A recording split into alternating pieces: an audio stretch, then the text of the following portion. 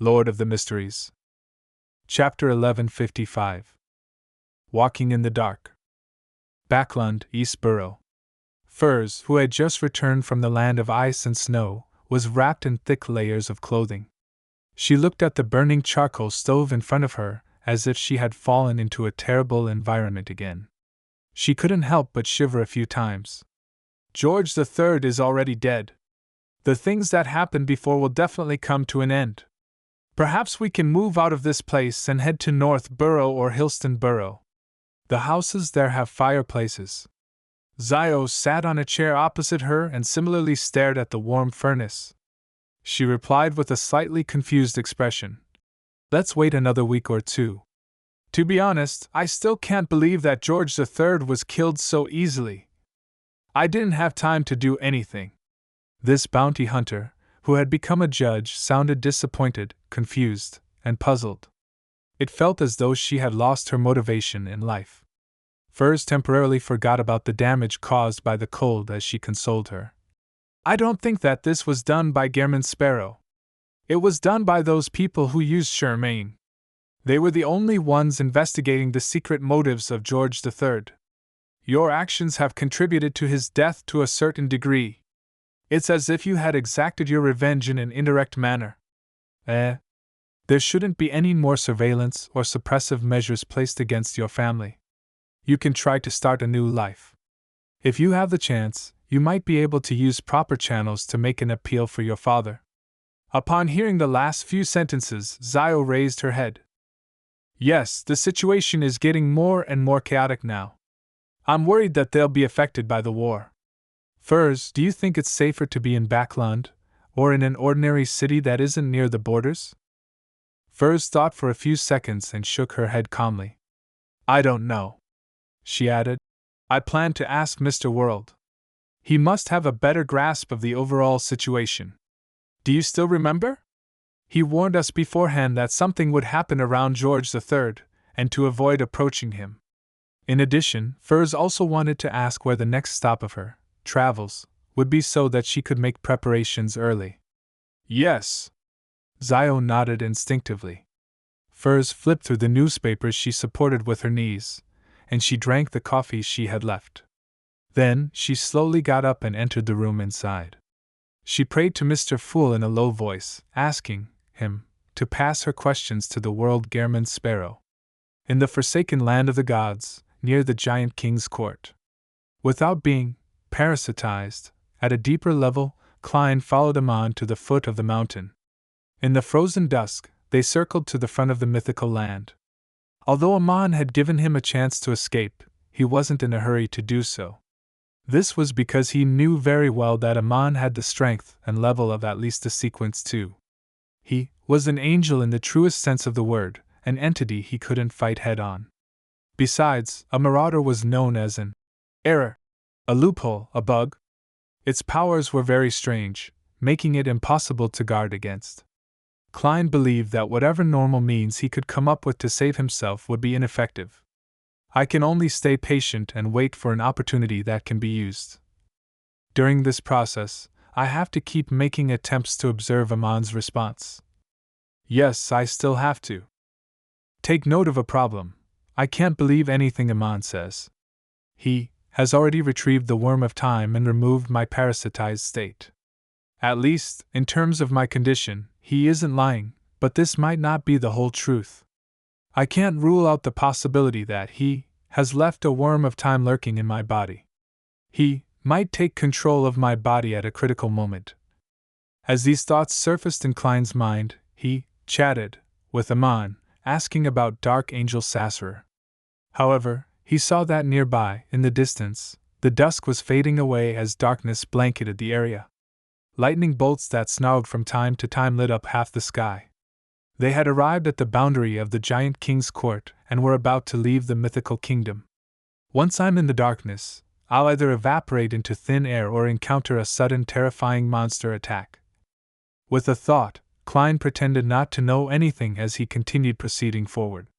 He went from the orange dusk and into the deep darkness. At this moment, Amon, in his black classic robe and pointed hat, accompanied with a monocle, reached out his hand and pulled back a lantern covered in thin animal hide. Inside the lantern, a candle made of some unknown oil emitted a faint yellow light and a slightly pungent smell. "Carry it!" Amon threw the lantern at Klein. Klein caught the lantern and fell silent. A few seconds later he probed. "Where did you get this from?" At that moment, Klein imagined that Amon had summoned a projection from the historical void. Amon pinched the crystal monocle and said with a smile, "I stole it from the human camp up ahead." "Oh, that's the City of Silver's afternoon town camp." "It was stolen." Klein's eyelids twitched. He didn't ask further, as he carried the lantern into the endless darkness. The dim yellow light was like an invisible defensive barrier as it quickly spread out, creating a warm zone in the dark night.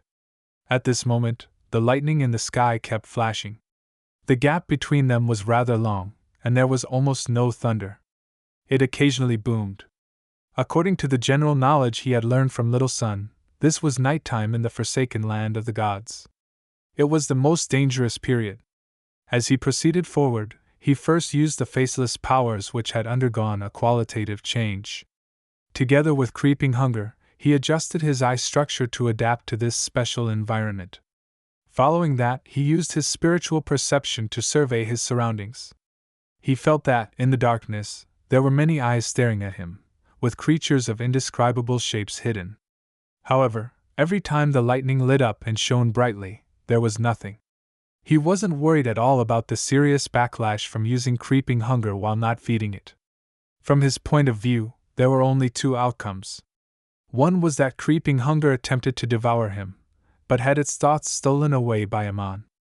The second was that creeping hunger successfully devoured him, the wearer, allowing him to be resurrected, thus escaping from his current predicament. The latter was something he was looking forward to, while the former didn't offer any losses, other than leaving creeping hunger somewhat perplexed. After proceeding forward for a while, he saw the City of Silver's afternoon town camp that was built using an abandoned building.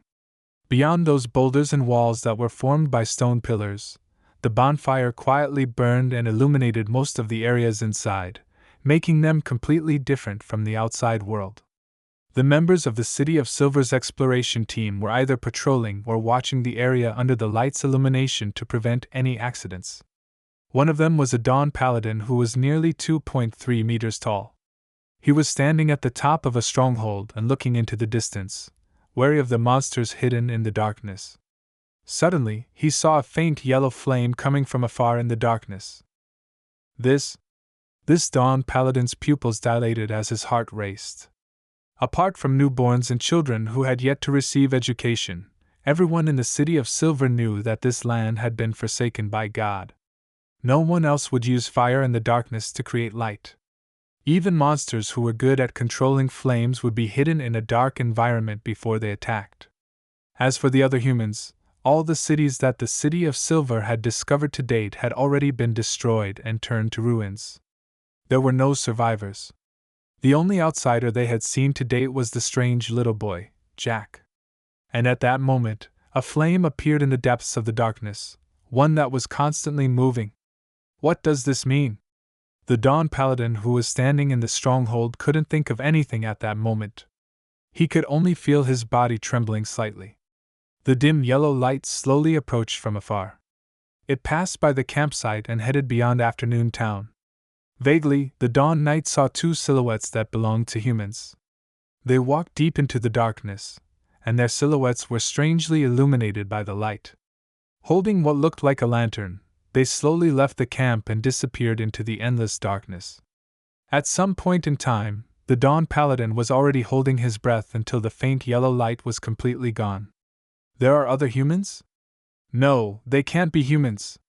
The Dawn Paladin's eyes narrowed as he carefully turned around to inform the elder of the 6-member council presiding over this camp. At this moment, he discovered that one of the lanterns hanging on a stone pillar was missing. This Dawn Paladin's body stiffened as cold sweat broke out on his forehead. As he walked away from Afternoon Town, Klein endured the stares of numerous pairs of eyes in the depths of the darkness. He secretly made use of the powers of a scholar of yore, as well as his connection with Sapphira Castle, to sense the grayish-white fog that was interwoven through history. He had succeeded. This proved that the forsaken land of the gods wasn't isolated from Sapphira Castle. The holy residence of the true Creator, or even the divine kingdom, is located in this piece of land. If I were to trigger Sapphira Castle and create an anomaly, would it cause him to cast his gaze over and clash with Amon? He is a true god. I don't have extravagant hopes in escaping in the chaos, but I can seize the opportunity to commit suicide when he is dealing with Amon. With a thought, Klein wanted to make Sapphira Castle quake slightly. In the next second, this thought disappeared. The corners of Amon's mouth curled up slightly as he walked beside him.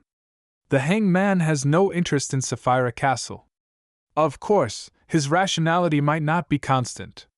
Klein didn't have extravagant hopes that his impulsive thought could truly succeed. He mainly wanted to test Amon's reaction and see what his response was. At that moment, he didn't feel depressed, nor did he hide his curiosity in asking a question. The hangman is referring to the sequence 0 of the shepherd pathway? Amon nodded slightly and said, "That's right. This symbolizes degeneration.